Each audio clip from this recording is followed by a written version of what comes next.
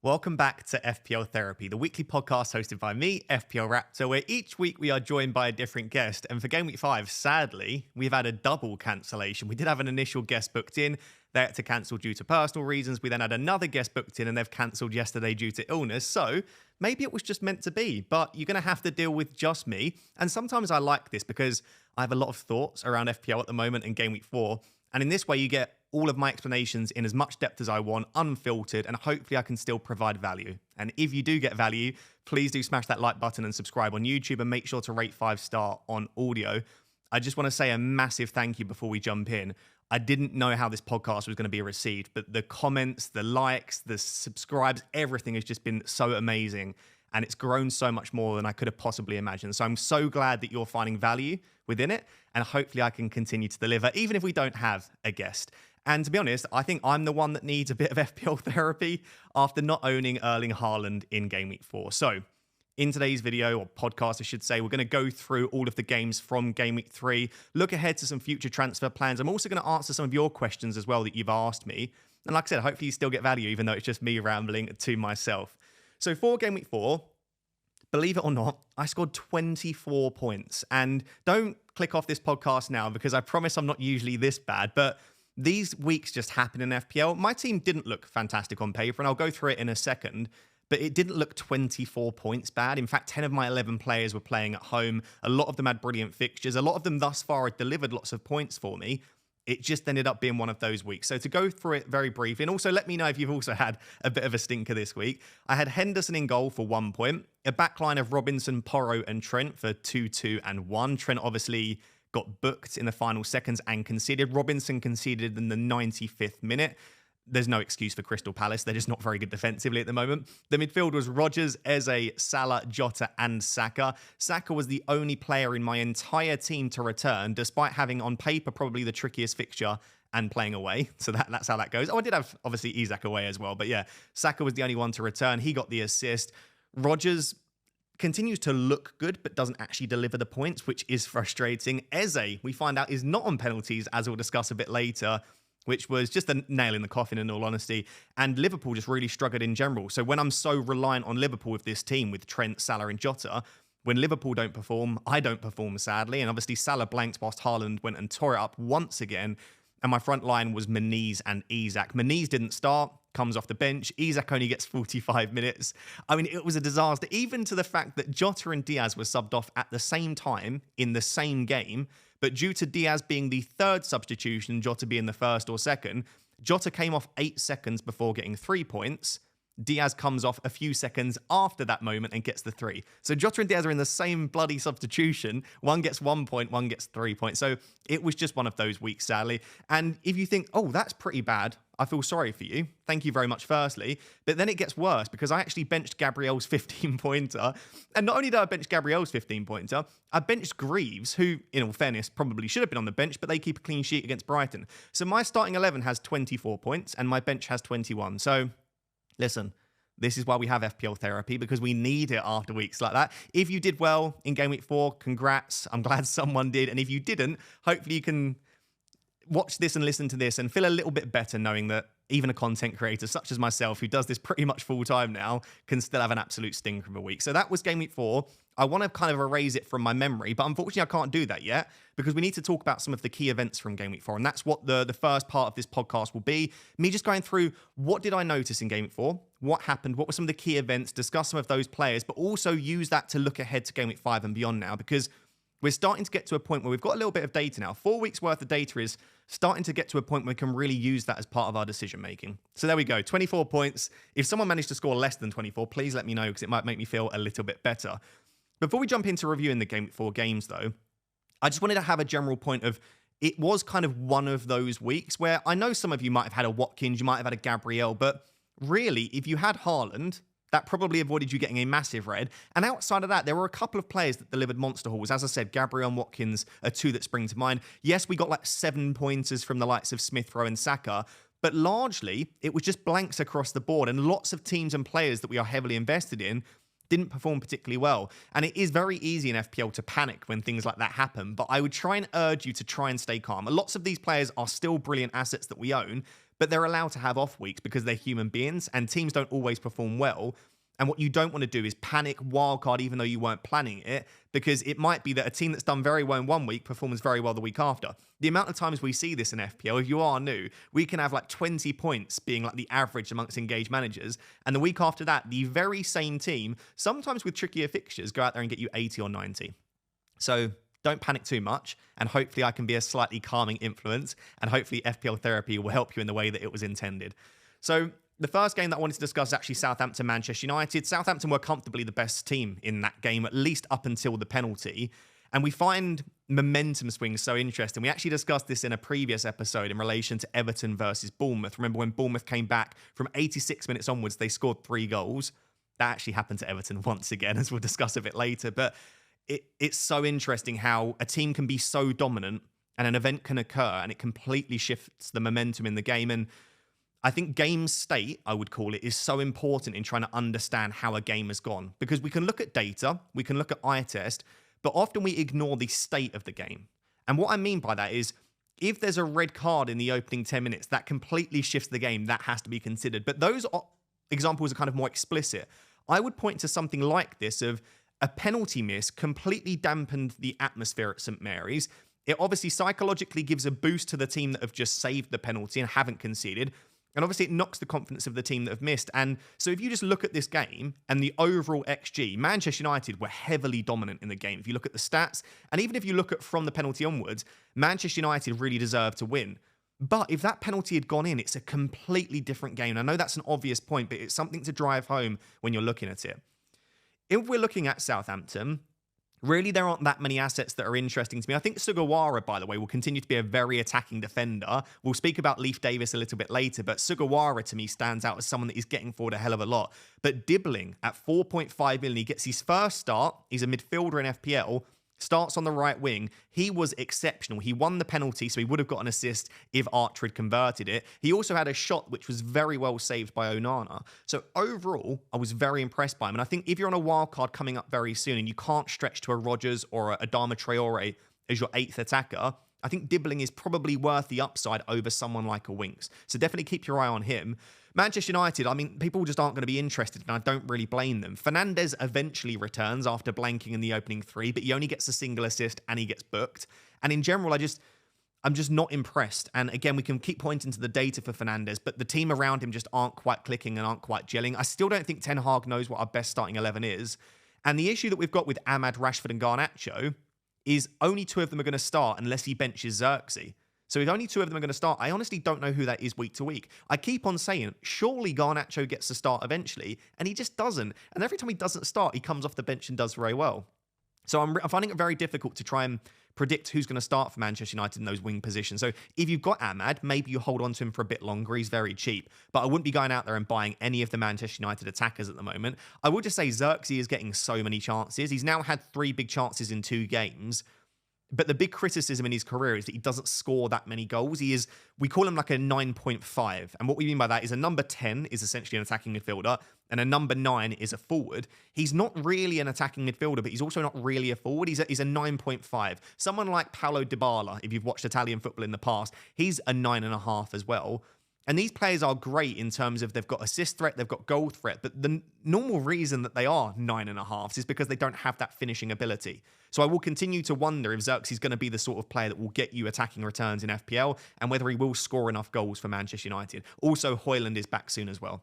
So honestly, probably not many people are looking at Southampton and Man United assets, but after the penalty miss from Archer, Manchester United were much better. I was more impressed with Marcus Rashford, who had a slightly better game than in previous weeks. But overall, I'd be avoiding all players from Southampton and Man United at the moment. The next game was actually Brighton Ipswich. I was very interested to see how this would go because Brighton have been quite impressive, although I think slightly overblown how good they've been in the opening weeks. And Ipswich, I think the opposite. No, they've not been brilliant, but they've had very tough fixtures. And overall, I've been quite impressed with Ipswich. They obviously got beat quite comfortably by Man City and Liverpool, but they also did very well, I think, against Fulham. And this just shows once again, they are not the sort of team I don't think that will regularly get rolled over and concede lots of goals. They're very solid defensively, but they'll also go for it a little bit as well.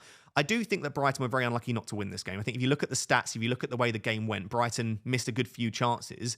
but Ipswich are certainly holding their own in the Prem. I do think that Duncan Van Hecker at 4.5 are really good options. Brighton will continue to defend fairly well. If you went for Verbruggen on Wildcard, which we discussed last week in FPL Therapy, Fran and I said that we both really like Verbruggen as a pick, as well as Lewis Dunk. They kept a clean sheet, so hopefully you listened to the advice there. They were both really good options. Matoma owners were very unlucky. Matoma actually had 2 big chances. It was in the same bit of play. So I was looking up at the stats before I looked at the highlights. I saw 2 big chances and I was like, wow, 2 chances. It was actually, he missed the first chance where it was saved, and then he missed the follow-up as well. In any other game, he finishes one of those, and he got 90 minutes once again. On the flip side, Minte only got 68 minutes. And why I think this is notable is Matoma played much later in the international break than Minte did. Matoma played on the Tuesday. Minte's final game in the international break was on the Sunday. So not only did Minte have a longer recovery period, but he didn't play 2 games, he played 1 game and still only got 68 minutes and Matoma got 90. So I certainly think if you're still looking at Brighton midfielders, Matoma is definitely more nailed on than Minte at the moment. The big news was actually that João Pedro just randomly missed out due to a knock. Now, this wasn't something that we could have predicted because Hertzler did not mention it at all in the press conference and no one asked about it. We spoke about in quite a lot of depth how because João Pedro was in Paraguay on Wednesday morning playing for Brazil, there was a chance that he might not start the game, but no one predicted an injury or not because it was reported by absolutely no one. So that was really unfortunate if you have him. As of me recording this on Monday, I don't yet have an update on João Pedro, but let's just assess. If he is a doubt at all, I probably would look to sell him because there are some other really good options. And also, from Game Week 6 onwards, Brighton's fixtures aren't quite as good. You really want them for Game Week 4 and 5 against Ipswich and Nottingham Forest at home. And even Nottingham Forest, we've now seen, as we'll discuss in a bit, are actually a pretty good defence. So really unlucky on João Pedro, but I wouldn't hang on to him for too long if he is out. But we'll find that out very soon. And the other thing is Ferguson got minutes off the bench and looked very good. He was very close to scoring himself with an absolutely exceptional strike from outside the box. That just continues to add to the rotation. We now know also that Solly March is back in team training as well. So once you chuck, they've got all of those players, Adingra, Ruta, Enciso, João Pedro, Matoma, Minte. Once you also chuck Ferguson in there and you chuck Solly March in there, I just think there's going to be a bit too much rotation for me with Brighton. So I probably am not going to go there now. And yes, I think I'm quite lucky to have got away with it against Ipswich, but now is just probably not the time to go and invest in Brighton for me. For Ipswich, I do still think that both Leif Davis and Greaves are going to be okay options. Greaves at 4 million, he's got some set-piece threat, and they have shown that they're not the worst defence. They concede 1 goal to Fulham, they keep a clean sheet against Brighton, they're clearly an okay defence, and Greaves is only 4 million, and Leif Davis is just so attacking. He's still got the most final third entries for Ipswich out of all of their players. I really think you could do worse than going for a Leif Davis or going for Greaves, but for now, outside of that, I probably wouldn't be looking at any of their players. I know Delap and Schmodix are quite cheap. I think from an attacking perspective, we've not really seen enough of them yet, but defensively, they look okay. So Brighton Ipswich, 0-0, kind of a bit of a bore fest overall. Then a game that did have the goals, and that was Palace versus Leicester. Obviously finished 2-2.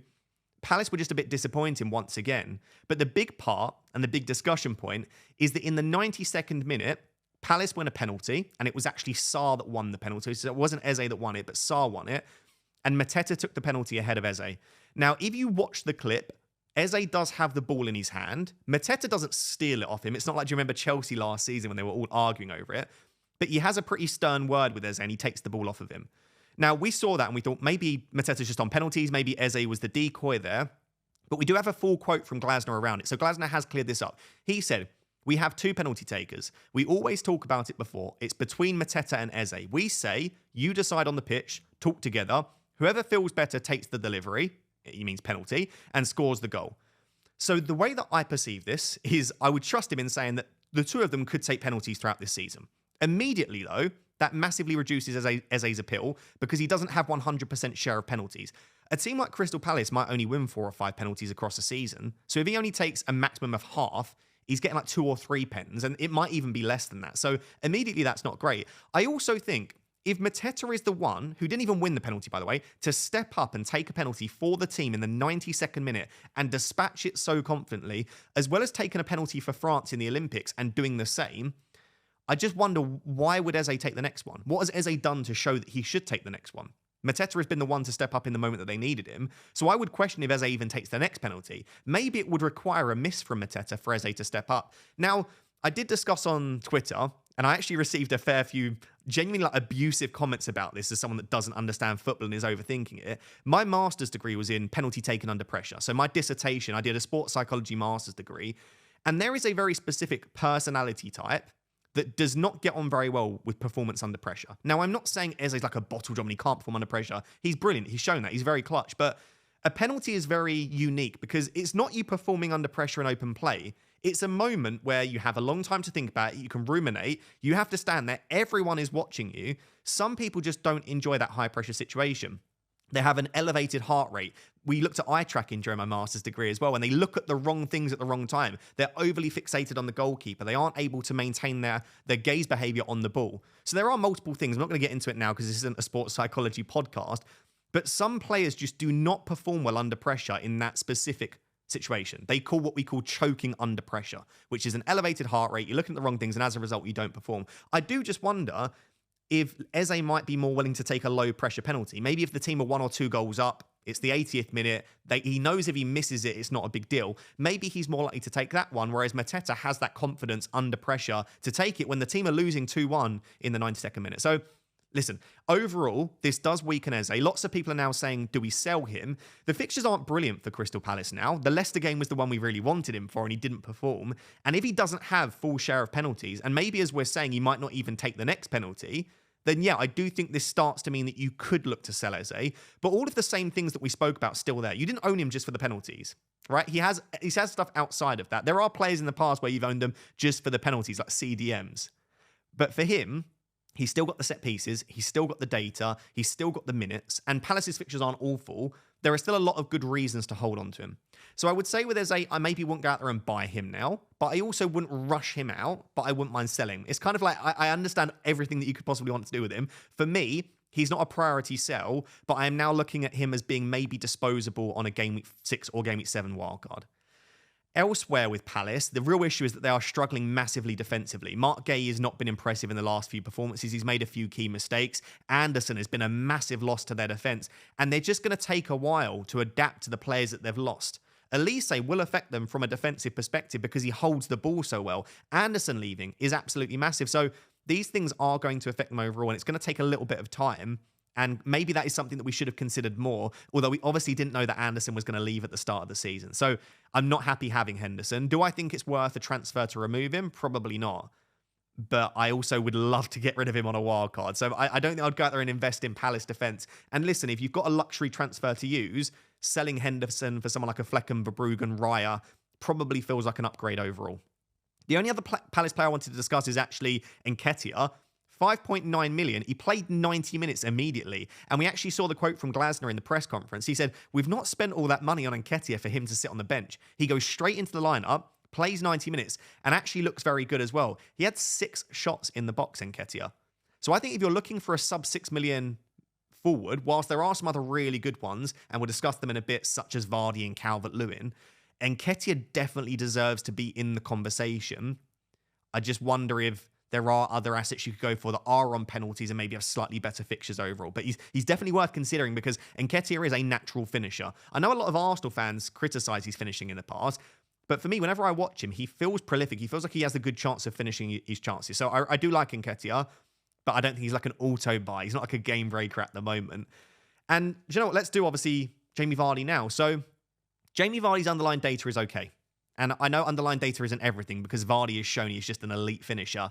And whilst he's lost his legs a little bit and he won't get the same level of minutes and probably the same level of returns, you don't lose that natural instinct of how to score goals. And he's shown that now on a couple of occasions already this season.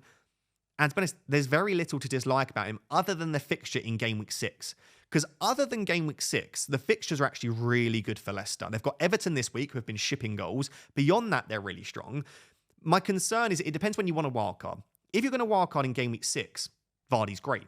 If you've already wildcarded or you're saving your wildcard for much later, once again, Vardy's great because you need to consider the fixtures in their entirety.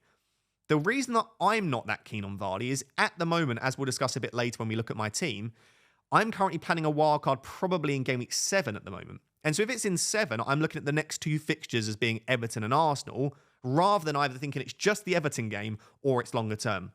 So this is why I think it is starting to get more and more important now to make sure you've got a rough plan for your wildcard, because I do think it influences the sort of players that you pick. I would much rather choose Calvert-Lewin fixtures-wise over the next couple because he doesn't have that extremely difficult fixture in game week 6 that Vardy has. But overall, yeah, I really like him. Maybe a player that I did overlook. I just thought that he wouldn't have the legs. I thought his minutes wouldn't be there because if you look at his minutes in the Championship, they weren't particularly good. But in the Prem, Vardy's just a different beast. And yeah, I don't mind it. Let me know if you are considering Jamie Vardy. So yeah, Palace-Leicester, a good performance for for Leicester overall. Palace felt like they probably should have won that game, but they do continue to disappoint. So something to monitor there. Another draw in the next game, that was Fulham-West Ham. Extremely frustrating if you owned and started Robinson because it was actually Fulham's best defensive performance of the season thus far. If you look at the underlying data, they were fairly dominant for a large spells of that game, and really they should have come away with 3 points and a clean sheet in that game. So really disappointing. I would have loved the clean sheet from Robinson, but it is a good sign that once Anderson's in that 11, maybe they will continue to defend slightly better. Palace look a little bit weaker without Anderson. Maybe Fulham start to look a little bit stronger. Once Sander Berg can start getting 80 to 90 minutes on a regular basis at CDM, that will further strengthen them too. So, listen, I've criticised Fulham's defence in previous weeks because they've not shown me much that they could even go and get a clean sheet. And I know they've not done that yet, but the performance was a lot more promising for them in game week 4. So, overall, a little bit disappointing, but good signs. Someone that continues to look amazing is actually Adama Traore. So, once again, he had 2 big chances and he had 4 shots in the box. The man is just getting chances and creating chances. And you have to say, he does look more of an FPL option at the moment than Morgan Rogers. My concern is that the fixtures are slightly better for Aston Villa, and also the minutes are slightly better for Morgan Rogers. And eye test-wise, I think they both look good. But underlying data-wise and chances that he's getting, Adama Traore deserves a shout to be that go-to 8th attacker at that cheap price. Really do like him. Again, a player that maybe I've taken a little bit too long to get up to speed with because the data's been pretty good every single week. Smith Rowe looked much more attacking this game. So if you own him, it's a really good sign. I do still think from what I've seen, from the data, everything put together, the positioning, I do feel like you'll get almost like a steady trickle of points from Smith Rowe. He's not getting multiple touches in the box per game. He's not getting multiple shots off in good positions. He's creating the odd chance here and there. He's getting the odd chance himself. So I do think Smith Rowe will continue to be pretty decent value at his price. He's now gone up to, I think, 5.7 million. But I don't know that I would go out and buy him. He's still not getting over 75 minutes. He actually got 72 minutes in game week 4, which was 1 minute more than he got in game week 3. So listen, the signs are positive. He's at least starting every game.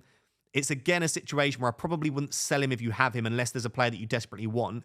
But I probably wouldn't go out and buy him. And if I was on a wild card now, I still think there are other midfielders that I would want ahead of Smith Rowe. But definitely great if you've got him because he's got you a 10-pointer and a 7-pointer in the last 3 weeks.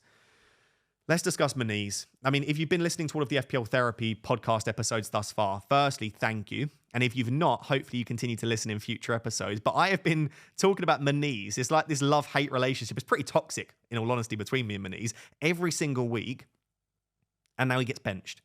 And the thing that I said with Menez is the minutes are still good, the underlying data is still good, the fixtures are still there. I don't see a reason to remove him. And he was even passing the eye test to some extent as well. Yes, he wasn't finishing the chances, but when you watched, he looked very integral to their attack.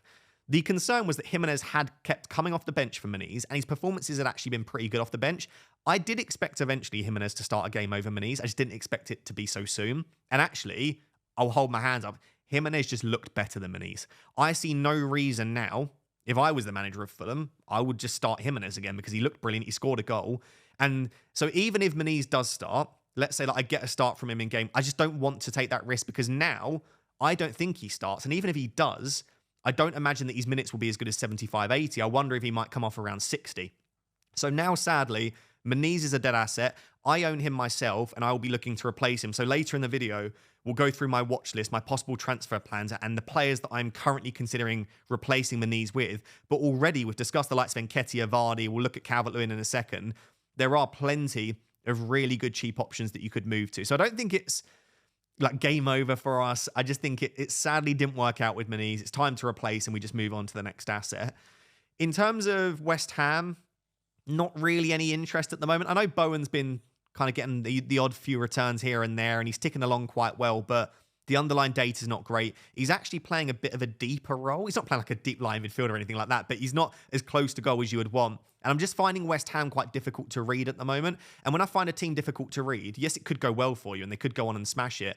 And their fixtures are starting to turn for the better with West Ham.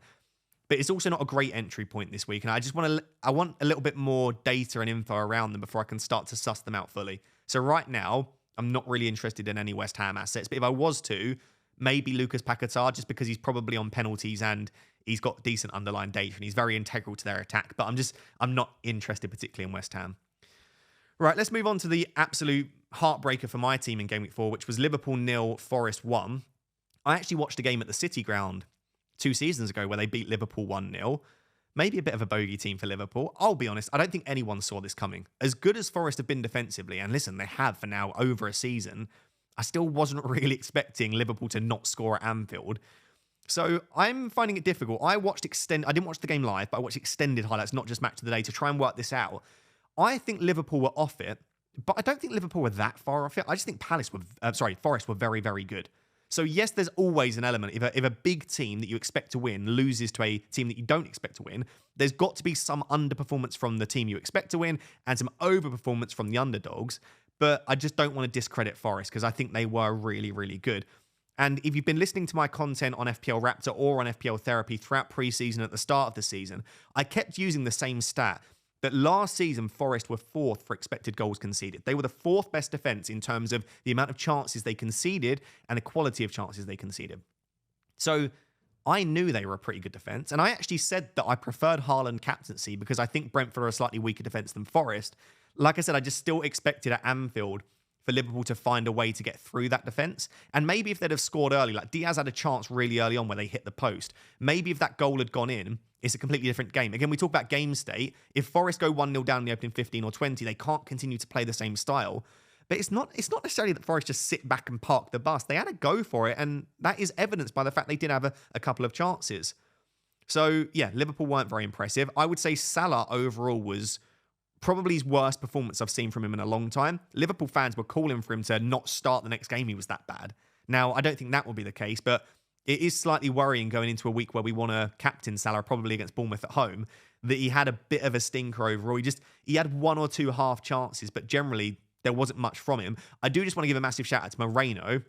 Moreno was excellent. He basically locked Salah up on that left-hand side, or on the right-hand side for Liverpool. So really good performance from him. I don't want to discredit him, but if Salah is on his A game, I don't think there's a left-back in world football that can manage to stop him from performing. So Salah had an off day.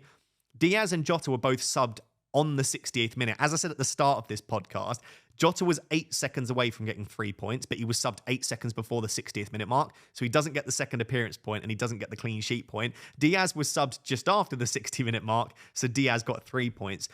But Diaz and Jota now fall under don't buy, don't sell territory for me because they've got the Champions League this week. Let's see. If Diaz and Jota don't start and instead it's Gakpo, Darwin and maybe Salah, then maybe we just keep Diaz and Jota for the foreseeable future and they look like they're the Premier League starters and maybe Gakpo and Darwin look like they're the Champions League starters. The reason I don't necessarily think that will be the case is Slot came out in his press conference and basically said that in his previous clubs, in his previous management, Slot has often tried to stick with the same starting 11 and he's very, very keen on trying to keep that 11 and only rotate them when they need to. And given it's the first Champions League game of his reign, I do wonder if he might just stick out pretty much the exact same starting 11. Maybe a change in midfield or maybe a Bradley or a Tsimikas comes in. Maybe even a Quansah comes in. But I do wonder if he might go full strength again, which would include Diaz and Jota. There's no point me hypothesizing because we'll find out before the deadline.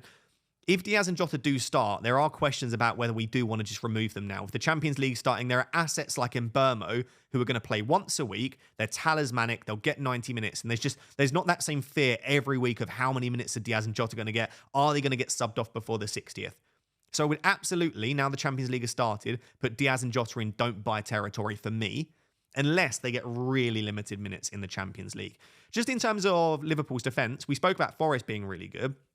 Liverpool's defence was actually pretty decent. They had the second best expected goals conceded in Game Week 4. So I know they've just conceded, and that is now, obviously, they didn't keep a clean sheet. They were very lucky to keep one against Man United. It's the first game they've conceded. I still think they're a really good defence, and I still think clean sheets are there under Slot, so I wouldn't panic. I just think it was a great finish from Hudson-Odoi. They obviously conceded a chance after they went 1-0 down, but I think the main reason they conceded that chance is because they were pretty much going fully for it. It was a little bit of a mistake from Van Dijk. So I didn't see anything in that game for me which suggested that Liverpool defence isn't still worth investing in. But once again, Liverpool's fixtures do start to run out around game week 6, game week 7. They've got Wolves away in game week 6, but then it's Crystal Palace and I think Chelsea after that. So there will become a point where fixtures-wise, it might make sense to move off of the defence. But if you're looking at someone like a Trent, the attacking data's so good, there's also justification to keep him. So yeah, feel a bit unlucky only getting a 1-pointer from Trent, but that is the way that FPL runs sometimes. Definitely look at Forest defence, though. They will continue to defend well based on everything that we've seen thus far. The next game, then, let's just continue with the heartbreak. Man City 2, Brentford 1. Haaland is just a joke. I mean, it's just absolutely filthy. And I'm gutted that I'm playing FPL almost, and especially that I don't own Haaland, because I'd like to appreciate just how good this man is. And I feel like I can't appreciate it because he's ruining every bloody weekend. But he barely touches the ball, and he just scores. And it's not even an insult. It's just like, how efficient and effective does a man need to be? He's got 45% conversion rate. He's had 20 shots in the Premier League thus far and scored 9 goals. It's a joke. He averages a goal every 50 minutes at home. I just can't wrap my head around how good he is. And I know people just say, well, then why aren't you buying him? And I just hold my hand up. I just got it so wrong. I thought Haaland would get maybe even 4 or 5 goals across the opening 4 games. But I still think then if Salah performs and the other players perform, there is still a conversation. If you told me he's going to get 5 goals in the opening 4 games, I think I would have still gone without Haaland. Because that's like, I don't know, 8 or 9 points. Let's say roughly 8 to 9 points he would have averaged then across the first 4 games. For me, you can cover that with Salah captaincy and some other really good options that you can afford by dropping Haaland. When you start to move towards 6, 7, 8 goals, then you're like, yeah, that's painful. I probably should own him. 9 goals in 4 games. And people keep saying you should have expected it. Bring in Haaland, he's going to score 100 goals. Haaland's not going to score that many goals. Like, humans don't do that, right? And I know he doesn't feel like he's human, but it is unsustainable. But at the moment, he's showing no sign of it slowing down. So I guess my point has always been it will slow down, and I still maintain that. But at the moment, it doesn't look like it's going to slow down anytime soon. The issue is he's going into now playing against Arsenal in game week 5. So the question comes like, is it still a good entry point for Haaland? Do I just buy him? Or do we, let's say you don't own Haaland, did we just buy him and just accept that he's basically fixture-proof, he'll score against anyone? Or do we look at what is in front of us, say, listen, the points have already gone. I've lost those 9 goals. I'm getting 0 points from those 9 goals. But now he goes into a very tricky game against Arsenal. Let's just target him from game week 6 onwards. And I'm leaning more towards that. But I understand it's difficult to sit here and listen to someone's advice that sat there without the greatest goal scorer in the history of the Premier League in their team. So I don't want to knock how good Erling Haaland is. He's brilliant. It's just about trying to ignore what's happened in the past. Think about, is he going to continue at that rate? No. Is he still worth having? Yes. But is this the best entry point? I'm unsure. So I'd love to know what you think. If you didn't have Haaland, I could just make 2 transfers this week to bring him in. But I also think I could just wait 1 more week. Hopefully he doesn't. If he scores a goal against Arsenal, that's fine. Because I'm expecting Salah to outscore him. And I'm hoping that my other players that I've got by not having Haaland could potentially also perform well. So it's not gone well for me, the experiment. I'm still glad I did it, by the way. I think sometimes you've got to experiment. Sometimes you've got to be brave in FPL. And it just didn't work out. So, yeah, mind-blowing, amazing. Wish I owned him. Made a massive mistake. Man City defensively are really strange because the data is always really good. But I've been sat here now. I've been creating content on YouTube for over 3 seasons. I sit here every week and say City's defensive data is really good. And they do keep clean sheets, but they don't keep the number of clean sheets you would expect. I think that's for 2 reasons. I think, number one, I don't think Ederson is a brilliant shot stopper, and I don't really rate him as a traditional goalkeeper. He's so good with the ball at his feet, and he can make a good wonder save that he might still be worth having for City. But in terms of a traditional shot stopper, like if you compare him to an Alisson, it's not even close. So I think Ederson is a large issue. But I also think because they dominate for such large spells, they have really big lapses in attentional focus. They're so not used to conceding chances that when they do, it almost takes them a second to switch into that gear. And honestly, this isn't an insult. Let me know if you disagree as a City fan.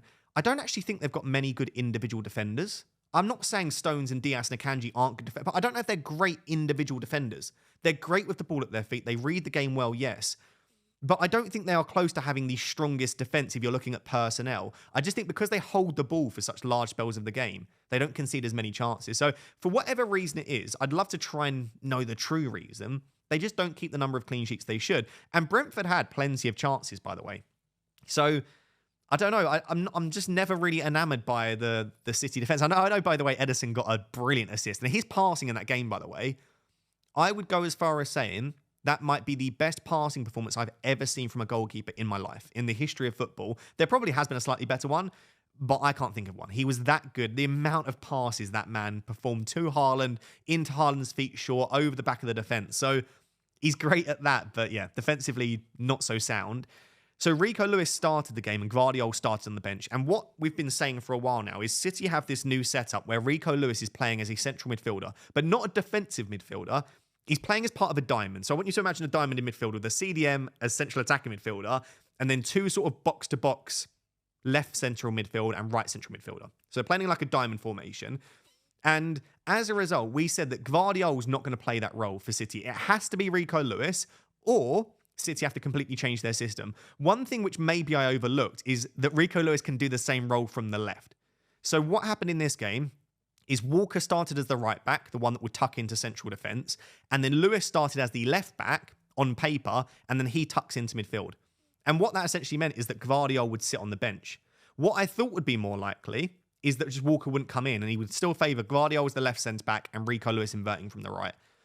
The issue is, not only did Rico Lewis start and Gvardiol was on the bench, at half-time, Pep subs off Rico Lewis and brings on Gvardiol. It basically probably means that Lewis and Gvardiol are just no-goes for the time being. Because now we've seen that not only is there the risk from Walker, but because Lewis can invert from the left or invert from the right, we don't then know whether it will be Gvardiol or Lewis that misses out.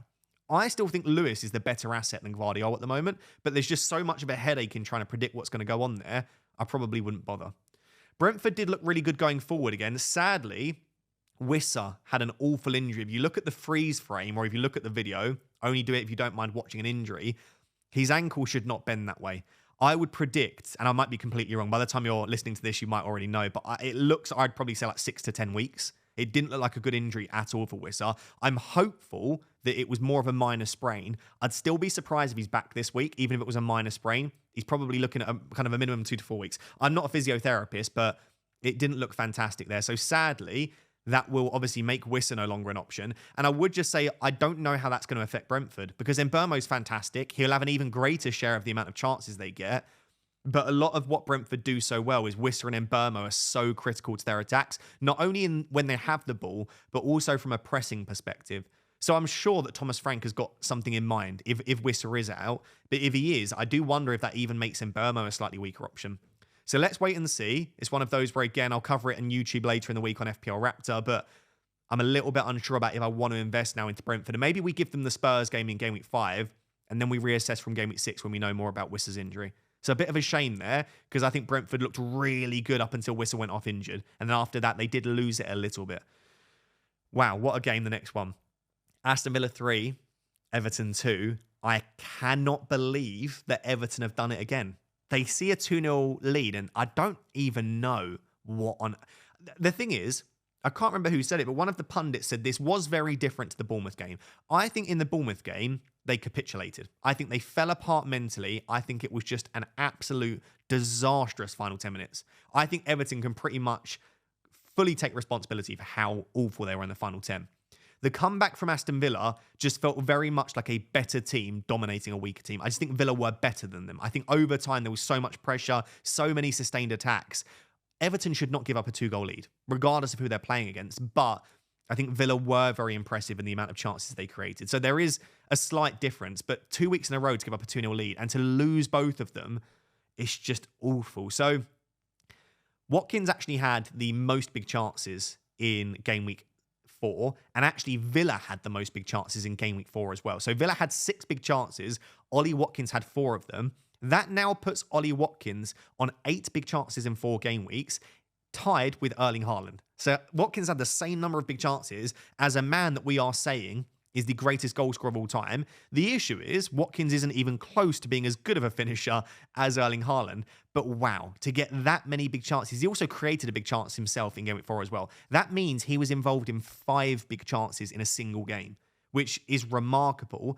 Also, Watkins isn't a bad finisher, and he showed that in this game that he can take his chances, but he also fluffed a chance for his hat-trick as well. So there is something to be said for big chances are all well and good, but you need an exceptional finisher to finish all of them. The thing that really turned my head with Watkins, though, is that he got 83 minutes. I've been saying since game week 1, I think it's great that Watkins is getting chances. I honestly don't really care if Watkins misses them because I know he is an okay finisher. And if he's getting the chances, he will start to finish them. I've been saying that for weeks now. For me, the biggest issue was that he was only getting 60 to 65 minutes.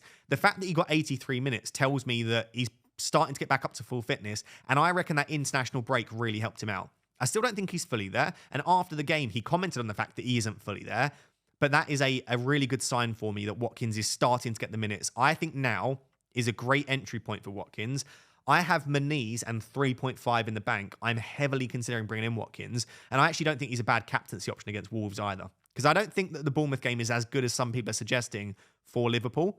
And so if it's not that great, Haaland plays against Arsenal, I think an alternative captain this week could work really well. And I am considering bringing in and captaining Ollie Watkins. So I think he's brilliant. I love the amount of chances he's getting for Villa. The only thing is, Champions League, obviously, this week for Aston Villa for the first time, in recent years at least. And so Watkins could potentially start in that. It could be that, therefore, Duran gets more minutes in the Prem. It could be that they both start in the Champions League or Duran starts. I'd be extremely shocked if Watkins doesn't start in the Champions League, but let's say how many minutes he gets, and that might then affect how comfortable I am bringing in and potentially captaining him. Luke Dean was brilliant once again, by the way. 0.7 expected assist. He's actually created 2 big chances so far this season, and he's created 4 big chances, which is the most of all defenders in the Premier League. So I was wrong with Luke Dean. I thought that these minutes would start to be a lot poorer with Maatsen. I will just say he continues to get earlier and earlier subs. I think he was hooked on the 68th minute or something around that in game week 4. I do think eventually Maatsen might start a game ahead of him, but if Maatsen starts in the Champions League, that's great news for Luke Dean. So again, all eyes on the Champions League, and let's see. I don't think that they've signed Maatsen to just play in the Champions League. I think he will get the odd start in the Premier League. But when that will be, I don't know. And Luke Dean is so cheap. I think it's 4.6 million. It might just be worth the risk. He's so creative. He's getting forward so much. I do still like him as an option, but I do still wonder if I would take the risk on him or not. It's worth obviously talking about Rodgers. He's missed 2 big chances in game week 4 again. So I say again, those are his first 2 big chances himself. He obviously created 2 big chances for Ollie Watkins in the previous 2 weeks. So that's now 4 big chances he's been involved in since game week 1 and no returns for him. Once again, he got 90 minutes and everyone else in the attack came off. Jacob Ramsey, Watkins, John McGinn. They all came off other than Morgan Rodgers. So the minutes are still there. He's getting the chances. And I'm going to discuss a question a bit later, so I don't want to talk about it too much now, but there are lots of questions coming in about how long do you give an asset that is just not delivering points? Yes, he's getting the chances, but points are what win you FPL and win you your mini leagues. It's no good getting 90 minutes and having good underlying data. It's the same with Eberechi Eze or potentially Bruno Fernandes. These players get a lot of chances, but I don't care. I want the points. So there does become a point when you just say that there may be... Bernardo Silva's a good example of someone that just always looks good in FPL. He's in and around the action, but the points, apart from that really hot streak he had at one point, they don't really ever fully come in for him. So maybe Morgan Rodgers is one of those players where he looks fantastic, but he's not brilliant. The rather crude phrase is all fart, no poo. And I do wonder if Morgan Rodgers is that sort of player. Obviously, Duran deserves some conversation. 3 big chances since game week 1. He's barely getting any minutes, but my God, if you have not yet watched the Duran goal in game week 4, I urge you to go and watch a clip from it. He's absolutely twatted it from about 30 yards out, top corner. Everyone that's a Villa fan would have been screaming, "Don't shoot," at the point that he shot. You just don't see that very often. And if you're wondering the reason for it, is this kind of money ball approach to football where data is king for these clubs. And what they will see is if you shoot from 25, 30 yards out, you've got a 0.01 XG, which in normal terms means you've got kind of a 1% or less chance of scoring a goal from that. So why would you shoot from outside the box when you can make a few passes and all of a sudden you can get into a position where you can score a goal with a 0.4 XG? So you've got a 40% chance, right? So they're trying to increase their chance of scoring goals, which is why teams encourage players now not to shoot from outside the box. So it's very nice to see a goal like that because we don't see them as often now because they're attempted far and far less. But on Duran, you would imagine that at some point Emery might find a way to start Duran and Watkins together. I will maintain that I do not expect Duran to start games ahead of Watkins in the Premier League. I can't see it, but I do think he'll continue to get more and more minutes. Some people are saying like it's worth having him because he's scoring even when he comes off the bench. I would never, ever, ever, ever, and no exception, pick a player that I think will be on the bench. Because yes, he's been brilliant, but I would rather 90 minutes of any other forward pretty much in FPL than 15 or 20 minutes of Duran. Because whilst he has shown that he can get off the bench, you want a player that's on the pitch for 90 minutes, because that is not sustainable to score a goal every 15 minutes. That would make him significantly better than Erling Haaland, which he's not. So I would want to see him starting before I even consider Duran. For Everton, they're conceding so many chances. They really are a fixture to target until Branthwaite's back, sadly. And that's crazy considering how good they were defensively last season. And so defensive-wise, target them. Definitely don't look to bring in any defenders. And if you've got someone like a Mikalenko or a Pickford sat there, genuinely might be worth transferring them out. However, attacking-wise, I've actually been very impressed. And two players in particular for me, Calvert-Lewin and Dwight McNeil, have been really impressive. If you look at the data, they're brilliant. Dwight McNeil has created the most big chances in the Premier League for midfielders. I think it might be, I'd have to fact check this a bit later, the most big chances of any player in the Premier League thus far. He's so creative, but his goal threat is lacking so much. I think he's 5.4 million, Dwight McNeil. So listen, if you're looking for a cheap player, the next fixtures are Leicester, Palace, Newcastle, Ipswich, Fulham, Southampton. It's an unbelievable run for Everton. So listen, Dwight McNeil deserves some discussion, but I want more goal threat from my midfielders. I don't like when all of their threat really is relying on assists. And I know he scored recently, but he's relying on scoring from either a set piece if he takes a direct free kick or a shot from outside the box, because he just doesn't get into the box enough. He's normally creating from a slightly deeper role. The player that will get into the box and will score goals is Calvert-Lewin. I thought, honestly, he was exceptional. And if not for Ollie Watkins, Calvert-Lewin was probably the best player on the pitch for me in that game. His hold-up play was some of the best that I've ever witnessed with my eyes in the Premier League. That is not an over-exaggeration. Please go and watch the game if you've not.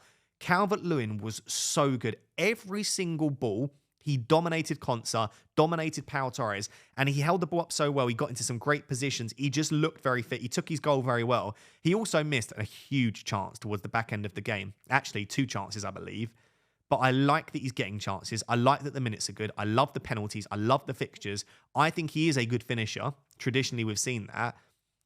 If he can stay fit, I genuinely think over this spell here, you could get 5 or 6 goals from Calvert-Lewin. And so if I am to bring in a cheap forward at the moment, believe it or not, Calvert-Lewin is right at the top of my list. And for some people, it won't be a player they want to invest in because in the past, he's been a troll. His fitness hasn't been good.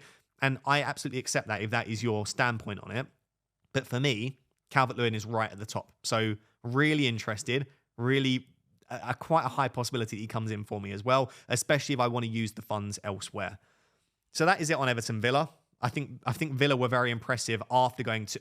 Actually, do you know what? It was a bit of a momentum shift twice. Villa were very poor. Sorry, Villa were very good.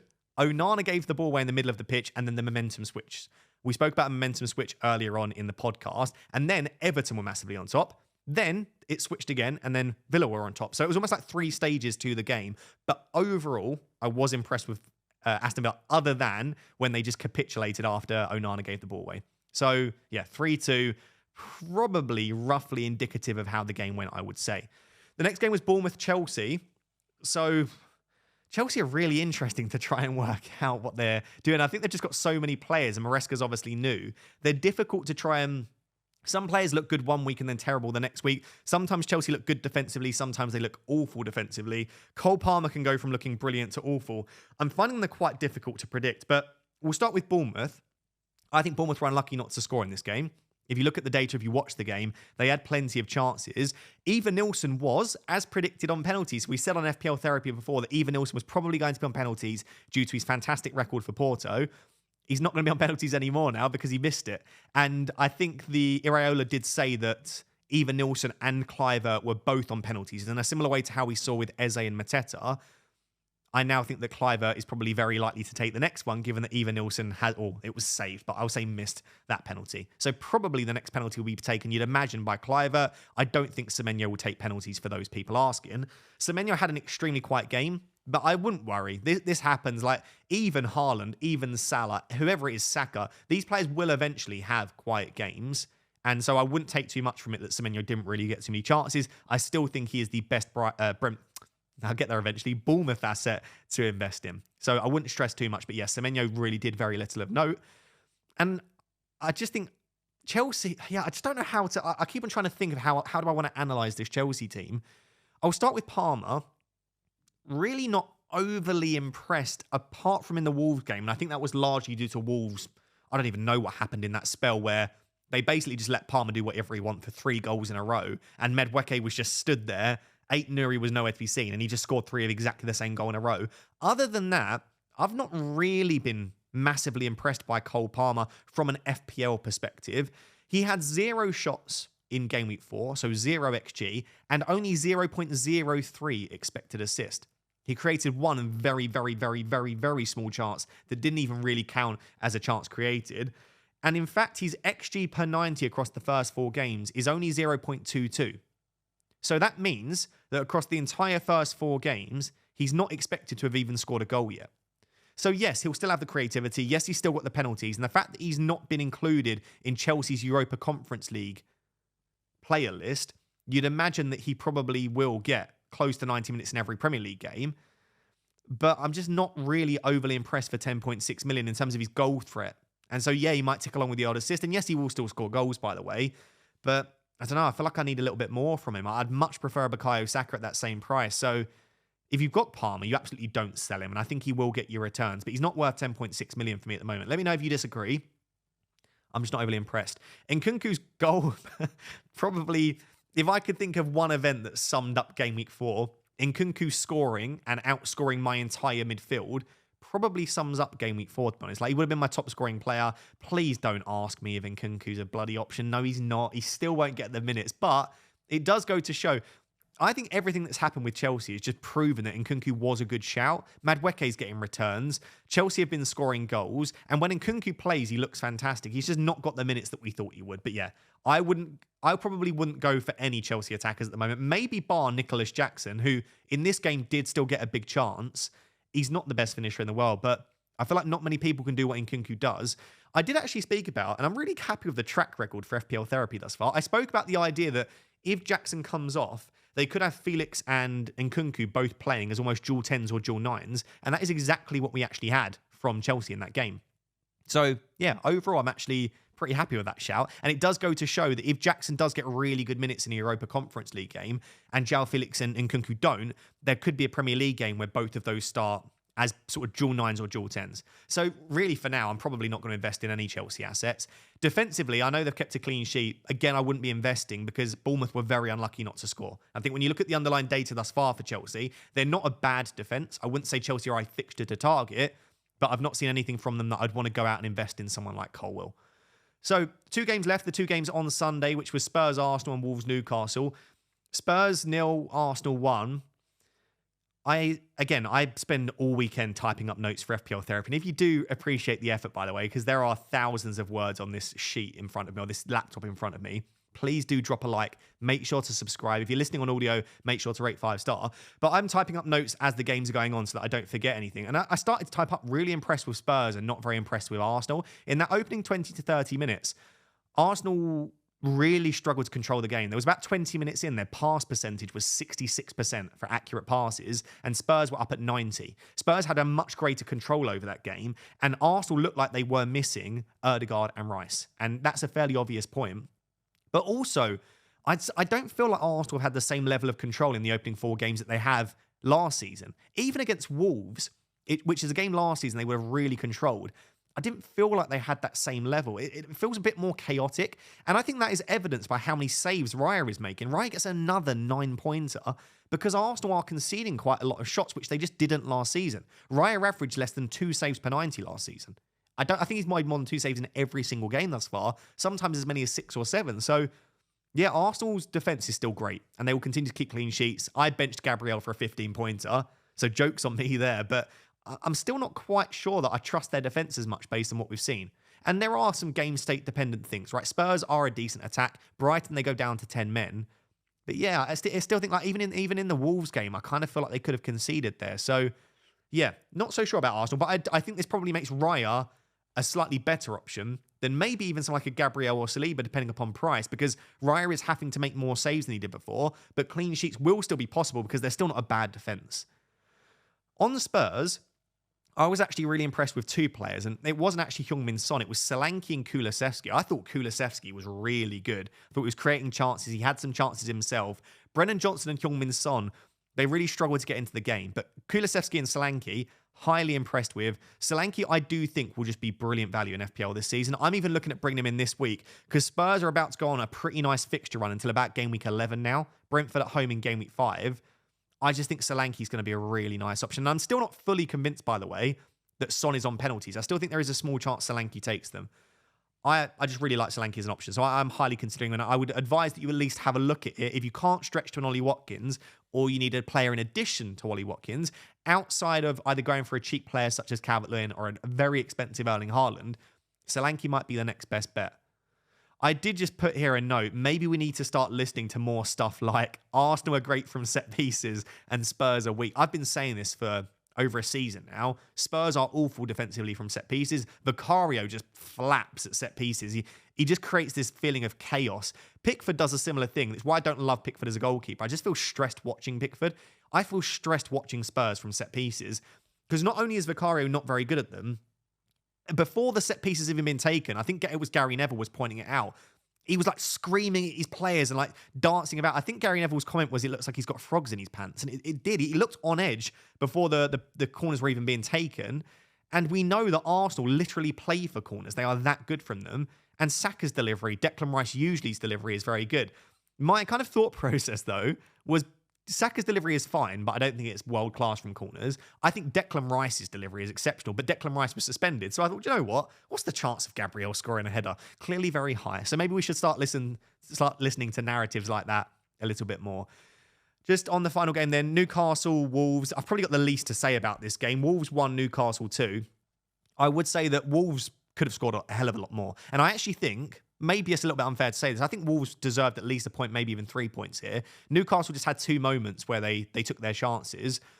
And I would say that for both teams, it looks like a fixture that you'd want to target. I have no issue with my player playing against Wolves or playing against Newcastle. And that's playing on my mind a little bit because Salah's got Wolves in game week 6, but Haaland's got Newcastle in game week 6. So when I'm thinking about captaincy and also thinking, do I rush Haaland into my team?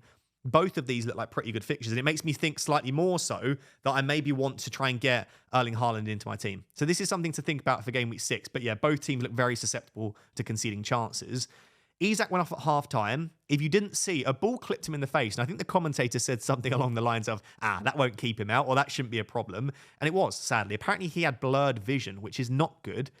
There could be the possibility of concussion, which I know sounds crazy to have a ball hit you and be concussed, but these balls move at quite the speed. Let's see. If there is concussion, then you would imagine with concussion protocol, he might miss out of the game. If it was just a little bit of blurred vision, it wasn't full concussion, then maybe he's available. Obviously, we should find that out before the deadline. If he is a doubt, then you could absolutely look to sell him. And to be honest, he's got Fulham this week, which is an okay fixture, but Newcastle just aren't quite clicking. And then after that, he plays against Man City. It's also not a bad exit point from Isak. When you have the likes of Watkins, Solanke, Haaland, Welbeck and João Pedro still could be okay. Calvert-Lewin, Vardy, Nketiah. There are so many decent options that you could move to that having a lot of that money invested in Isak doesn't feel great. And to be honest, even Havertz doesn't this week have a great fixture, but you could just jump the gun 1 week and bring in even a Kai Havertz. So yeah, I did want to give Isak one more game, and I know he only had 45 minutes, so it's a bit harsh to judge him. But even in that 45 minutes, he had a few moments where he looked lively, but he's not getting those clear-cut chances that he had at the back end of last season, which is a bit of a shame. So I'm not fully against selling Isak now, but I do also think you could give him one more week. I think from game week 6 onwards, he probably is a sell. For Wolves, I'm not really interested in any of their players, in all honesty, but Strand Larson at 5.5 million is getting a decent number of chances, and I think Mosquera at 4 million looks very nailed on. He had a few marauding runs, actually, against Newcastle. He looks like he could be decent value at points. So yeah, that's it. Those are the games reviewed from Game Week 4.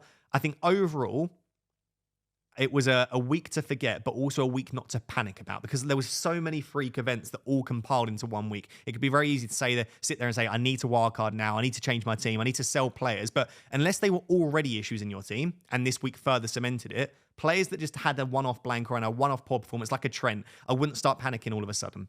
So yeah, let me know what your views are on Game Week 4, and let's now move on to answering some of your questions ahead of Game Week 5.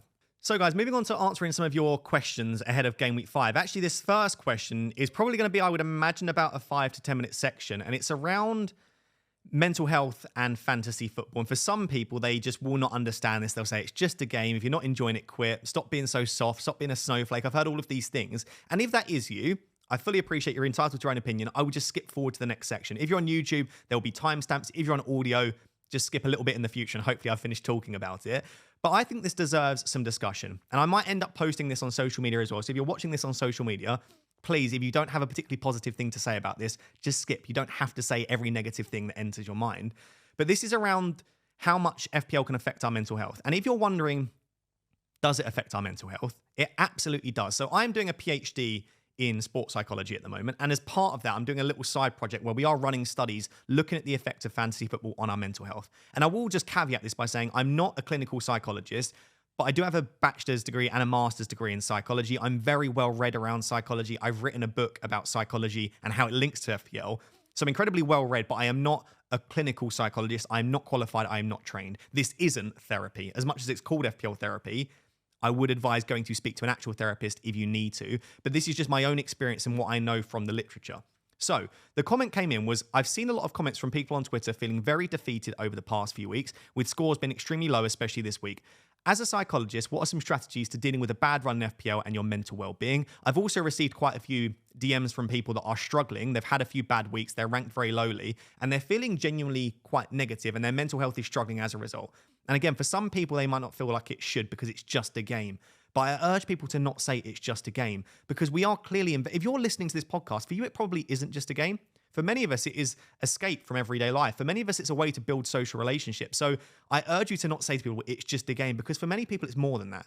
And I see no issue with you having an investment in a hobby such as this and for you to see it as more than just a game. So firstly, I wanted to demonstrate with actual evidence that people do, sadly, have some negative effects associated with their mental health in fantasy football. So we ran a study, the first of 5 academic studies I've done during my PhD, where we found that 24% of people, 24.6% of people reported at least mild to moderate mood in relation to fantasy football and their mental health.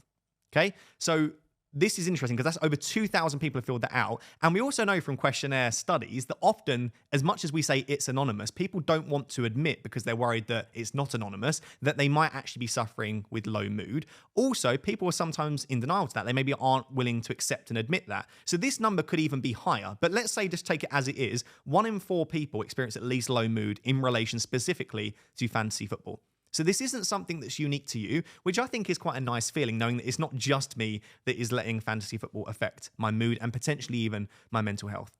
So now that we've said all of that, what do we do about that? Right? And I think there are a few different ways that we could approach it. The first is changing the way that we think about FPL. I want you firstly to realize how bloody difficult FPL is.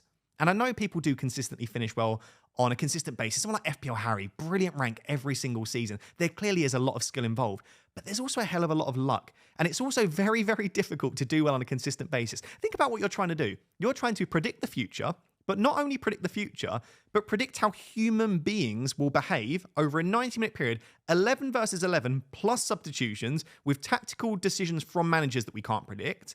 Then you are trying to do that across 10 games every week. And yes, it is possible to do so and predict which players will perform well over a consistent basis. But at the end of the day, it is an extremely difficult thing to do.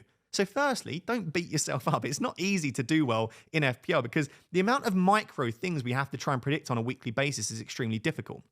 The other thing to note is you have absolutely no control over the outcome of the weekend and your FPL game week. And what I mean by this is, yes, throughout the week you are making lots of decisions and you, at the end of the day, decide on the team that you will put out going into the deadline. But once you actually submitted that team, once 11 a.m. UK time has rolled around on a Saturday morning, once you submit and the error code comes up and you can't access the FPL site anymore, that is it. That is the point that you lose all influence over the weekend of FPL and the football. And this actually links to a psychological bias called the illusion of control. As human beings, we unfortunately have a natural tendency to feel like we can control events that we can't. This doesn't just apply to FPL, it applies to our everyday life. It even applies to other people's opinions of us. We feel like we've got control of that. We can't control how other people perceive us to a large extent.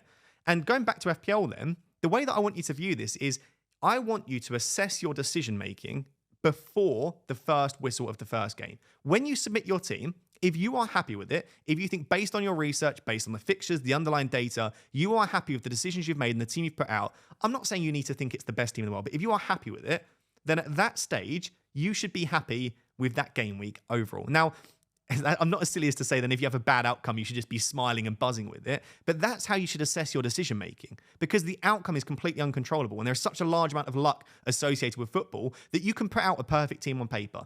I didn't think my team was great, by the way, for Game Week 4, but that is not a 24-point team. It's just not in a million years. You've got 10 players playing at home. You've got Salah captain at Anfield. You've got Trent there. You've got attacking defenders. That is not the 24-point team.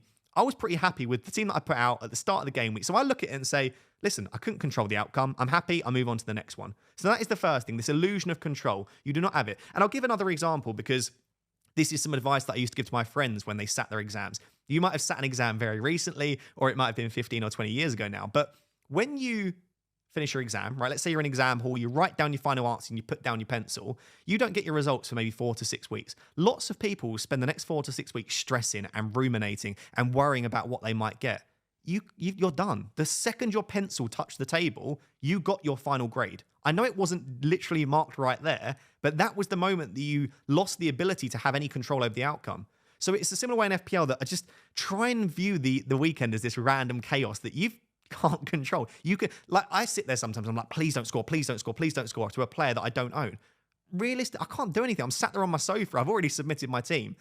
So it does help me a little bit to remember that we don't actually have control over the outcome. And as obvious as that sounds, it's important to remember. The next thing I want to discuss is, well, lows in FPL and in life are so important. And this could get really philosophical and deep, and I don't want it to.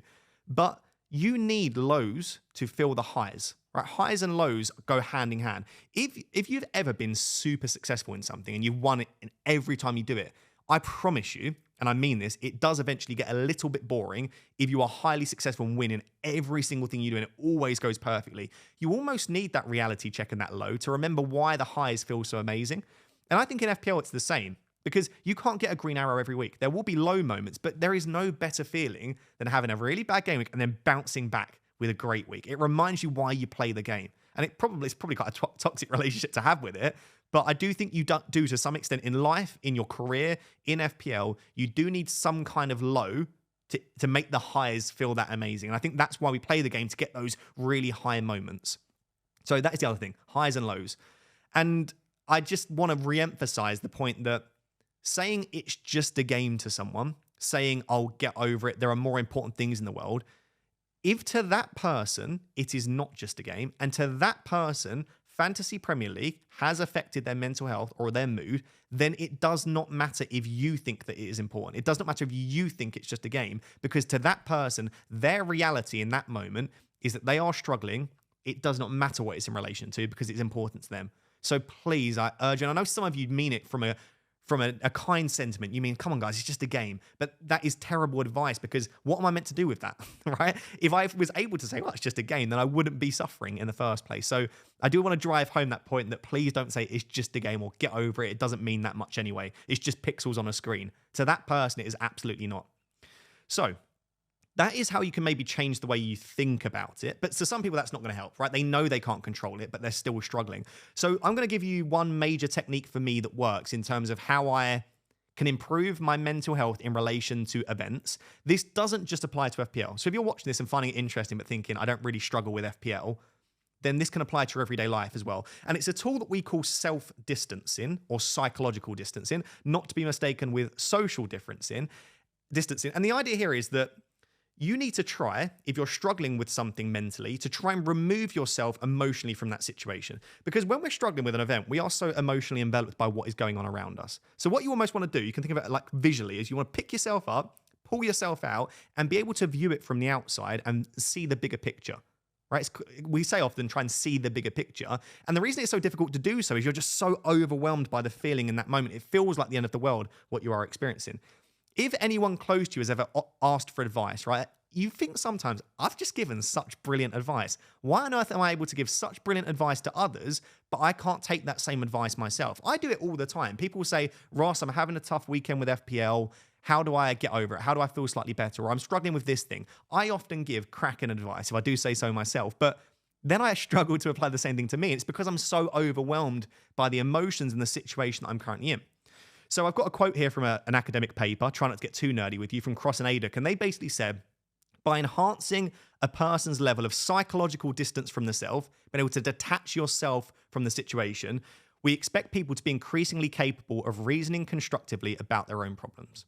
Okay, so to recap, you're trying to pull yourself out to allow yourself to reason constructively and logically about the situation you're in. So how do you actually do that? Because it's all well and good saying self-distance, psychologically distance yourself.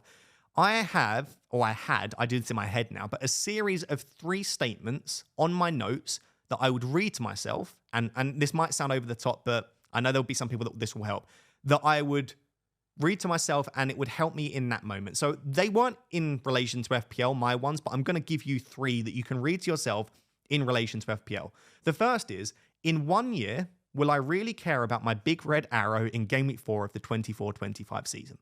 For 99.9% of you, the answer should be no. I have no idea in what game weeks I got a red arrow last year. Couldn't tell you. I have no idea in most of the weeks that I got a green arrow, in all honesty. I can't even remember some of the players that I owned last year. It's gone. But in the moment last year, I struggled massively with my mental health, honestly, and I'm happy to admit that candidly to you, in relation to some events. But now, it's like, why was I worrying so much? It's not that big of a deal. And then the same thing will happen with right now. And some of you might think, no, my memory's amazing. I still remember everything that happened last year. We'll just change it. In 3 years' time, will you remember that you had a captaincy blank in Game Week 6 of the 23-24 season? No, you won't. In 5 years' time, will I even remember who I owned in this season? No, I won't. And the reason I think that is such a nice way to view it, it's such a relief to know, yeah, right now I don't feel great, but I know that in the near future, even potentially like 2 to 3 months, I won't even really remember what I did in that game week. And even if I can remember it, it certainly won't feel as bad emotionally. So you're basically trying to pick yourself up and put yourself in the future and think, how will future me feel about how I feel right now? And it's kind of a relief to know, right, in the future, I'll feel a little bit better about it. It honestly helps me. There's something in therapy and counseling called the 5x5 rule. Now, I'm never sure whether to mention this because I love the sentiment behind the 5x5 rule, but I also feel like it lacks a little bit of compassion and logic as well. So the 5x5 rule is the idea that if something is not going to matter in 5 years' time, do not spend more than 5 minutes being upset about it. And I love the sentiment that is basically what I've just said. If something isn't really important to you, isn't going to really affect you in the long term, and it is just a minor part, and I know I said FPL can be important to you, by the way, but one game week within a season isn't. If it's not that important to me in 5 years, why am I giving it so much of my emotional attention and energy right now? I shouldn't. Because there are some things in life, if you lose a family member, if you lose your job, it probably does justify you spending more than 5 minutes about it because it's a key event. But a single bad game week in FPL probably shouldn't do so.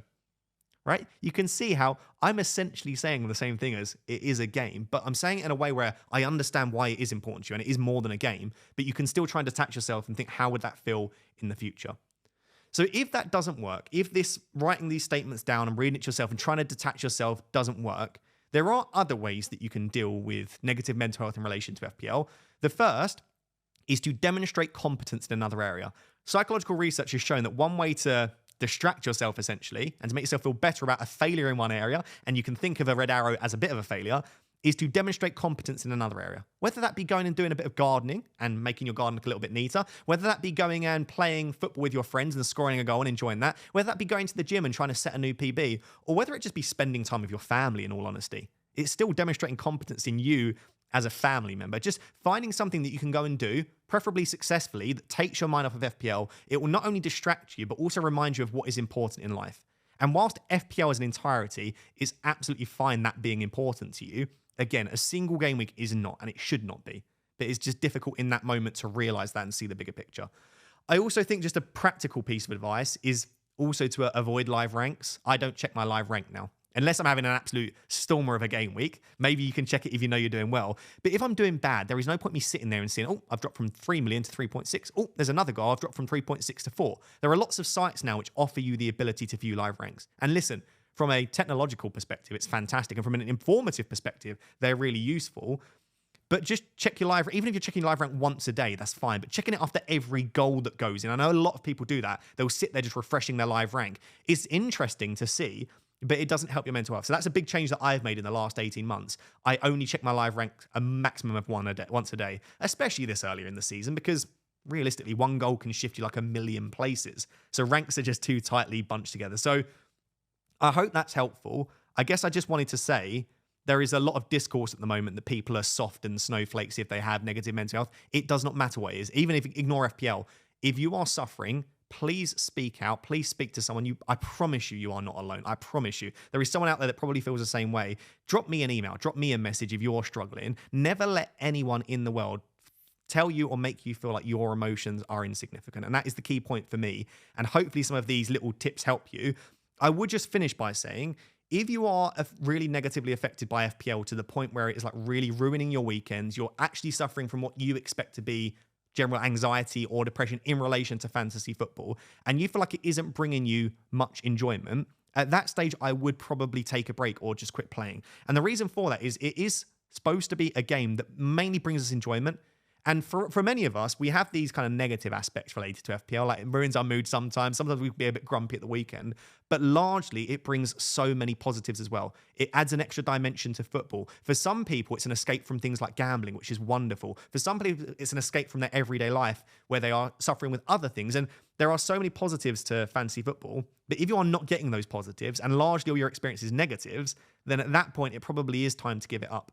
So yeah, hopefully that helped. I just wanted to answer some of the questions around that. And I wanted this to be a bit of a safe space because a lot of people criticize you for when you talk about mental health, and I hate it. Especially men. They get heavily criticized when they bring up mental health and that they're soft and that this generation aren't as hard as the previous. No, we're not, and I don't care about that. All I care about is hoping that you guys watching this and listening to this feel okay and that you feel safe to talk about that stuff. So feel free to drop a comment if you want, if you're watching on YouTube or on Spotify, or feel free to reach out to me privately and I'll try to get back to you. But yeah, don't let anyone tell you that your feelings are silly. So that was a really long and also serious section, and many of you might have skipped it. So now moving on to just a couple more FPL questions before we take a look at my predictions, my watch list, and also my team. I'm ranked at 6.2 million. Is my season over? Should I pack it in? This is sort of linked to the previous comment of a lot of time people that are struggling obviously have a pretty poor rank or they've had a pretty poor start. I would say, why are you playing the game? If you're playing the game to win, and if you don't get number one in the world, you quit, then yeah, probably I would quit, right? Because then you're not going to win FPL from this point. But if you play FPL for the process of doing the research, making friends along the way, enjoying it in your mini leagues and just having fun with it, then no, this is a new challenge. Now you've got to find a way to get from 6.2 million up to 4 million, then to 3 million, then to 2 million. See it as little milestones. If you are playing FPL to engage with friends and family, then really play into that fact. Try and make the point of saying like, no, I'm not playing this to win. If my rank's not good, oh well, I'm playing this to just try and connect with those around me. Like I play Fantasy Premier League and I call my nan like once a week and I love that element. And my sister is now playing and she's also the editor for my short form stuff as well. My brother-in-law plays, my girlfriend plays, my dad plays. Like I love that element. So even if I was doing really, really badly, I would still love that part of it. So find out why you play, and that will allow you to decide whether you should pack it in or not. But no, you could absolutely make up a couple of million places in a single week. I dropped from 1.1 million to 3.8 million last week. That shows you that you can move, technically, 2.7 million places in a single week. So no, don't pack it in, I don't think. How long is it okay to be delusional about an asset when they aren't returning but pass the eye test, i.e. Morgan Rogers? We spoke about this in a little bit of detail last week. It depends, because if he's passing the eye test, and what you mean by that is he's playing well. Playing well doesn't get you FPL points. But if he's passing the eye test, i.e. he's getting really good opportunities to score, but he hasn't quite scored them, then I think you give him a bit longer. The other thing that I said, and I related this to Maniz last week, why is he not scoring the chances? Is he a poor finisher? Has he been really unlucky? Has the goalkeeper made some really good saves? Is he taking shots from like outside the box and as a result they're not very high quality? When I watch Morgan Rogers, he's not getting many high quality chances. He's getting sort of half chances. And also from what I've seen of him this season and last season, I don't think he's a particularly good finisher. So for Morgan Rogers, I think it's a different discussion because he's passing the eye test, he's got the minutes, but he's not getting really big chances. And also I don't think he's naturally like a number 9. He's not a natural goal scorer. So as a result, I think it's a little bit easier to maybe sell him in the future because the eye test tells me that he's not as great of an asset as maybe he is just a general footballer. Hopefully that makes sense. And then another question was, when is the best wildcard window after game week 6? I don't think my team necessarily needs a wildcard next week. Yeah, don't wildcard in 6 then. I think 7 is my favourite wildcard window at the moment, just because Liverpool's last good fixture is in game week 6, and the start of City's very good fixtures is in game week 7. I also think there are some other teams, such as Brentford, have really nice fixtures from Game Week 7. And some of the players that I currently own, their fixtures start to run out around Game Week 6, 7 as well. So Game Week 7 is really nice. Game Week 8 is also very nice because it's the week after the international break. So again, you can deal with any issues over the international break. And even not Game Week 8, I don't mind 9, 10, and 11. But for me, the next best week is Game Week 12. Because in Game Week 12, there are a lot of fixture swings. So I would basically look at it.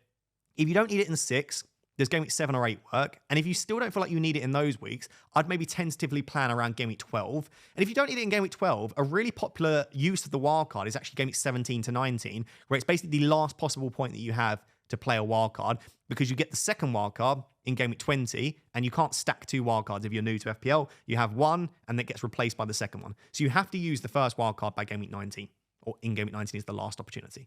So yeah, I would look at Game Week 12 would be my advice if you don't want to play it in 6, 7, and 8.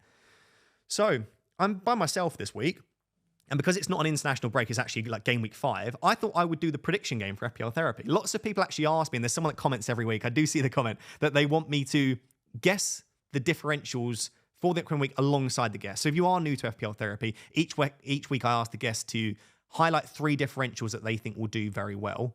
And I don't guess. And maybe for next season, because it's a bit late now, I can guess alongside the guests and we can get some sort of competition going. But because it is me alone, I'm going to get myself on the leaderboard and I'm going to give you my 3 differentials for Game Week 5. And I'd love to know in the comments, give me your differentials as well for the upcoming week. They have to be below 10% is the only rule. Just to give you an update on the leaderboard thus far, we've got a really satisfying leaderboard with all even numbers. That's just my OCD loving that. But Fran last week, sadly, is bottom of the leaderboard. He got 8 points, which was Minte, Soberslai, and Bowen. Minte and Soberslai banked. Soberslai and Minte both got booked. Bowen just got the single assist. So that was, I believe, 8 points for Fran, which puts Praz in first on 20, Pricey in second on 16, Harry in third on 12, FPL Focal Oscar in 4th on 10, and Fran in 5th on 8. So who are my 3 differentials? I don't actually love these too much, but I wanted to go for some slightly different players. And also, I do think that fixtures-wise, they all have pretty good fixtures. So my first differential is actually Brereton Diaz. There is some level of logic here.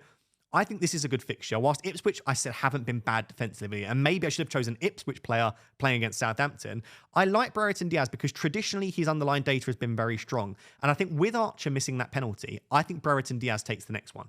So I'm just viewing this as a player that traditionally has very good underlying data, playing at home against Ipswich, probably on penalties, and his minutes have also been pretty secure as well. I'm not sure I would go out there and buy Brereton Diaz, but if you're on a free hit and you want a cheap 8th attacker, I don't hate it. So Brereton Diaz is my first differential. The second differential is Jamie Vardy. I'm not probably going to go out and buy Jamie Vardy because of the Game Week 6 fixture against Arsenal, but playing against Everton at home, it's a good fixture. And I think overall, if I'm just thinking in a one-off bet, Jamie Vardy at home on penalty, minutes look pretty good. Everton have been really poor. I quite like it as a one-off. I mean, I know one of my patrons was looking at potentially bringing in Jamie Vardy, looking at maybe even captaining. You could even put Calvert-Lewin in this same discussion as well. He'll be below as well. I did think about having both of them, but I thought, you know what? Considering it's the home game and considering how poor Everton have looked, I think Jamie Vardy, 7.6% owned, I really don't mind him as a transfer, but especially if it's just a one-off. If you're looking to wildcard in 6 and you just need a striker for 1 week, Jamie Vardy's probably the one for me. And then the third one, I didn't realize it dropped back below 10%, is actually Heung-min Son. So he's only at 8.7% now. Sonny's not looked very good, I'll be honest. And he's playing wide left. On the left wing, when he's playing as like a touchline winger, Son is not worth the 10 million. So I would absolutely, if you had Son, not be overly happy. But at the same time, he's just such a brilliant finisher. He will be involved if Spurs score. And also, I said that I'm not convinced that he's on penalties. As of right now, most Spurs fans seem to think that Son is on penalties ahead of Solanke. I just feel like when you can get a premium asset on penalties potentially at home for less than 10% as part of this game, I feel like they're worth going for. So as a result, Sonny's in there. I don't think Brentford will roll over at all, but I like the idea of having him. So there we go. Those are my 3 differentials. Just to recap, Brereton Diaz, Jamie Vardy, Heung-min Son. I think all 3 could be on penalties. Jamie Vardy definitely is. All 3 playing at home. I would be happy. I'd be happy with 15 points. Or maybe over 12, because over 12 points would put me in 3rd place between Pricey and Harry. I need 21 points to beat Praz. which probably isn't overly likely, but it is certainly possible. So there we go. Let me know who your 3 differentials are as well. And yeah, sorry, Fran, it didn't go particularly well for you in game week 4. So let's now go through my team for game week 5. So in terms of what I want to do with my team, it's largely going to depend on what happens midweek, Champions League football and all of that stuff. But I do have a few players on my watch list and a few players that I'm currently considering. But for those of you that are listening on audio, my team for game week 5 is Henderson in goal, which I'm not overly happy with. A back line of Robinson, Porro and Trent. I am going back and forth. So they've all got home fixtures. Porro and Trent I'll absolutely be starting. I could start Gabriel against Man City away, Robinson against Newcastle at home, or Greaves against Southampton away. I am considering just starting Gabriel because the Man City Arsenal games are often quite low scoring, but in the kind of form Haaland's in, I just think City score there. And I know that he's just got a 15-pointer and he's shown me why you don't bench your premium defenders, but I do think that Robinson's chance for an attacking return and maybe even a clean sheet are slightly higher. So I'm a little bit unsure. I do probably think that Robinson concedes as well. And if I think that, then maybe I take a risk on Greaves even against Southampton. But that's the defence. The midfield is Rodgers, Salah, Jota, Saka and Eze. The armband is currently on Salah. Again, Jota could be a potential issue depending on how many minutes he gets in the Champions League. Rodgers, I don't love starting all the time. And again, how many minutes he gets in the Champions League might affect it. And then Saka and Eze, not got great fixtures this week, although Eze isn't bad against Man United. I'm kind of okay having them if I need to. Saka is currently flagged because he went off with a knock. Again, I think he'll be fine, as Saka usually is, but let's assess. And then it's a front line of Moniz and Isak. So when I look at this team, and obviously Cannon on the bench is a £4.5 million forward. When I look at this team, it's not great. It could do with a wild card. I'm not going to wild card in game week 5, though, not because I am stubborn with my team, but because it's not a good week to wildcard in terms of exit and entry points for teams. So Liverpool play against Wolves in game week 6 and Bournemouth in game week 5. I'd kind of like both Liverpool for both those games. But at the very least, I would want Liverpool for the Bournemouth at home game in game week 5. So the very earliest I'd want to remove my Liverpool is in game week 6. But if I was to wildcard this week, I'd have to sell them because I'd be thinking about the long term. I don't want to book in loads of transfers. Equally, Arsenal have brilliant fixtures from game week 6 against Leicester at home and Southampton at home, but they've got City away in game week 5. So I don't want to load up on Arsenal assets in game week 5, but I would want to in game week 6. The same also goes for Man City. Man City have really good fixtures in game week 7, and an okay one in 6, but they play against Arsenal this week. So Haaland would be okay, but if I wanted a second City asset, again, I probably wouldn't want to bring him in this week.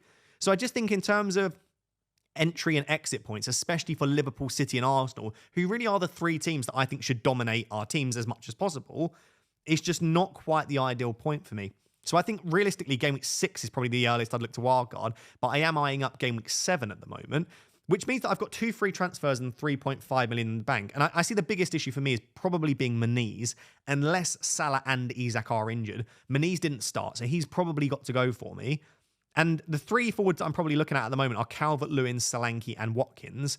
And to be honest, I'm probably just going to go Watkins at the moment because unless I want to use the money elsewhere in the next couple of weeks, he's just the best of the 3 forwards for me. When you look at fixtures, underlying data, and the teams that they play for, I think Aston Villa are a very decent attack. So Watkins for me is a very likely transfer in for Moniz. The thing that would change that is if I wanted to sell, say, a Jota and I wanted to move to someone like a Heung-min Son, or I wanted to upgrade to another player at a slightly more expensive price, then I might have to go for a Calvert-Lewin just to leave those funds available. There is also a possibility that I sell Moniz and Isak for something like Solanke and Watkins. So I could make a double substitution or a double transfer, and that would still be for free. Lots of people will point to it and just say, listen, if Saka and Isak are both flagged, neither of them have a great fixture this week, just bring in Haaland and a cheap midfielder. So I could do something like Mbeumo and Haaland in for Saka and Isak. Or even bring in a Brighton attacker such as Matoma for 1 week and then look to wildcard in 6. But I'm using both my free transfers to bring in Haaland against Arsenal, who I'm not going to captain, right? I'm not captaining Haaland. So it just doesn't feel like the best use of 2 transfers when I can just wildcard Haaland in 1 or 2 weeks. So there it is. I think the defence at the moment, transfer isn't needed. I'm not going to use a transfer on Henderson, despite him not being great. Midfield, I don't need a transfer, but I do have my eyes on Jota and Rodgers, and even to some extent Salah's minutes and Saka's minutes. 4 of them playing in the Champions League this week, so I want to assess that. And the front line is the big issue for me, and it's where I'd like to fix. If I get bad news on Isak and Saka, and Jota gets good minutes in the Champions League, and Moniz doesn't look like to start, if I start cropping up to 4, 5, 6 issues, I might have to play the wildcard a week early. So I don't want you to be surprised if I decide to do that, but it would only be if I felt I really needed it, because I still don't think this is a great week to wildcard. So there we go. Let me know what your plans are for Game Week 5. And that is the end of the podcast. I want to say thank you very much for listening. And if you're watching on YouTube, thank you very much. Please make sure to subscribe on YouTube. Even if you're listening on audio, maybe just jump over to YouTube. Make sure to subscribe. Drop a like on the podcast as well. It really helps to spread the podcast around on YouTube. YouTube don't love podcasts, so it takes a little bit more work to get it spread on YouTube. So please drop a like. Drop any comment down below. It feeds those algorithm gods. And also, we are very close to 500 5-star ratings on Spotify. So especially if you're listening on Spotify, but also Apple, please do consider rating 5-star. Thank you very much for listening. And until next time, bye-bye.